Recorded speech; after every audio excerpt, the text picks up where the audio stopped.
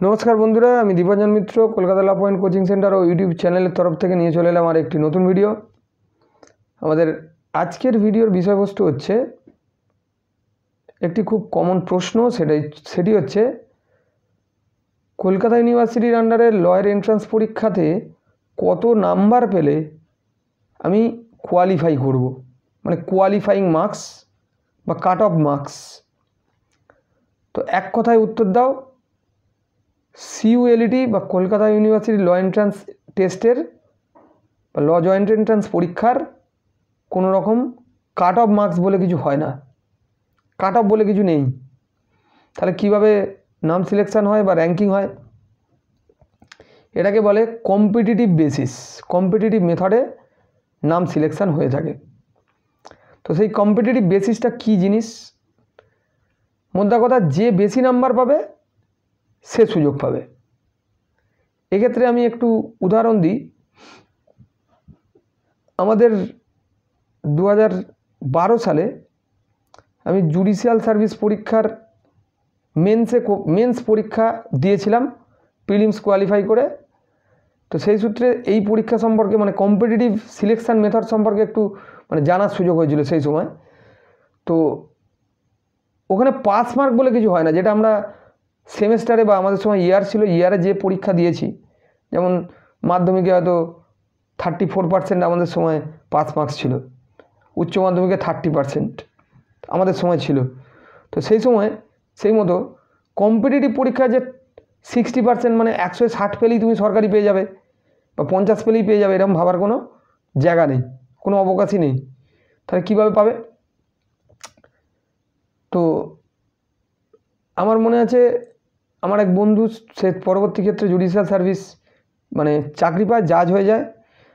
তো একটি পেপারে মানে অফিসিয়ালি যদি ওই পাস মার্ক কনসেপ্ট ধরতাম, সেই দিকে দেখতে গেলে আমরা দুজনেই ফেল করেছি, ঠিক আছে। তো 100 মার্কস টোটাল পরীক্ষা দিয়েছি, আমি পেয়েছি 29, সে পেয়েছে 27 টোটালে এগ্রিগেট মার্কসে, মানে পেপার পিছু দুটো গ্রুপের 50-50 নাম্বার মিলে। তাহলে সে দুজনে কি ফেল করে গেলাম? সেটা নয়। তাহলে পাস মার্ক বলে কিছু থাকে না কম্পিটিটিভ এক্সামে। এটা চাকরির পরীক্ষার এক্সামগুলোতেও একই জিনিস হয়, যেখানে মোদ্দা কথা বক্তব্য হচ্ছে একটাই, যে পার্সেন্টেজ অফ স্টুডেন্টস মানে পার্সেন্টেজ অফ নাম্বার, যত নাম্বার অফ স্টুডেন্টস পরীক্ষা দিচ্ছে তার উপর বেস করে একটা কম্পিটিটিভ লাইন ক্রিয়েট করা হয়।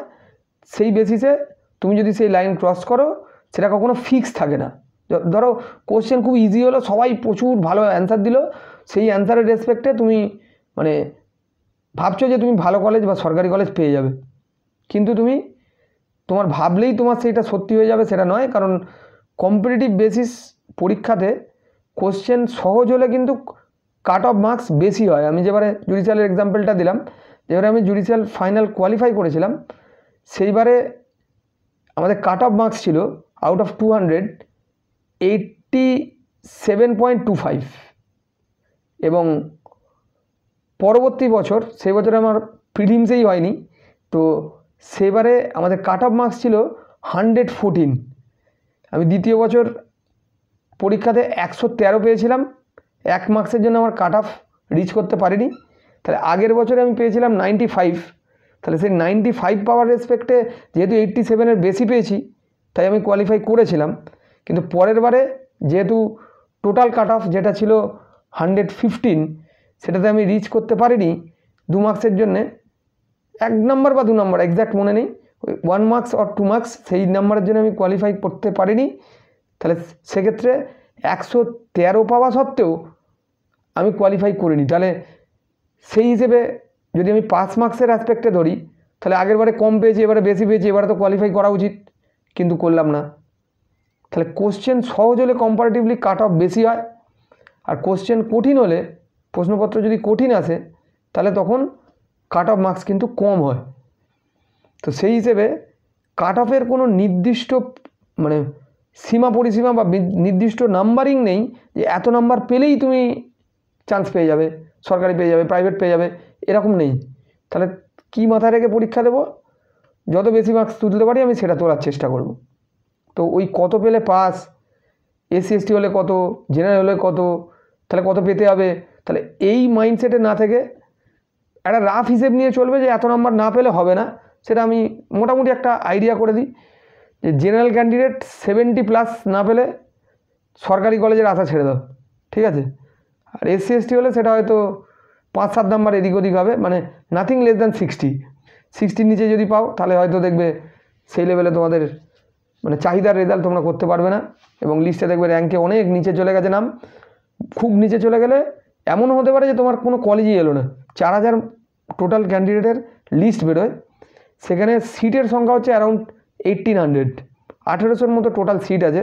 তাহলে বোঝাই যাচ্ছে 4000 সিটের লোকের যদি নাম বেরোয়, 1800 যদি টোটাল সিট থাকে, তাহলে মোটামুটি দেখা যায় যে 50% হয়তো ভর্তি হতে পারবে না শেষ অবধি।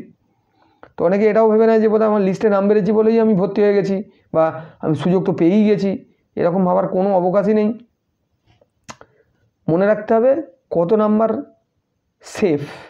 আমি মোটামুটি একটা শিওর শট আমি ভালো কলেজ পাবো। প্রাইভেট কলেজ ভুলে যাও, প্রাইভেট কলেজ তুমি সরকারি থেকে ফসকে গেলে এমনিতে প্রাইভেটে এসেই ঠেকবে শেষ অবধি। তো সরকারি শিওর শট লাগাতে গেলে জেনারেল মোটামুটি 70+, যদি কোশ্চেন মাঝারি ধরনের স্ট্যান্ডার্ড হয়, মানে কঠিনও নয় আবার সহজও নয়। সহজ হলে আবার এই নাম্বারটাই হয়তো বেড়ে যাবে, আর কঠিন কোশ্চেন হলে এই নম্বরটাই হয়তো একটু কমে যাবে। সেটা ডিপেন্ড করছে কোশ্চেনের মানে টাফনেসের ওপর, কতটা টাফ কোশ্চেন আসছে তার ওপর। তো আশা করি এই প্রশ্নের উত্তর আমি দিতে পেরেছি যে কত নাম্বার পেলে আমি পাস করব বা কত নাম্বার পেলে আমি ভালো কলেজ পাবো। তো গার্জেনদের উদ্দেশ্যে এবং স্টুডেন্টদের উদ্দেশ্যে এই ক্ল্যারিফিকেশানটা রেখে আমি আমার এই ভিডিও শেষ করলাম। দেখা হচ্ছে আবার পরের কোনো ভিডিওতে। নমস্কার, ধন্যবাদ।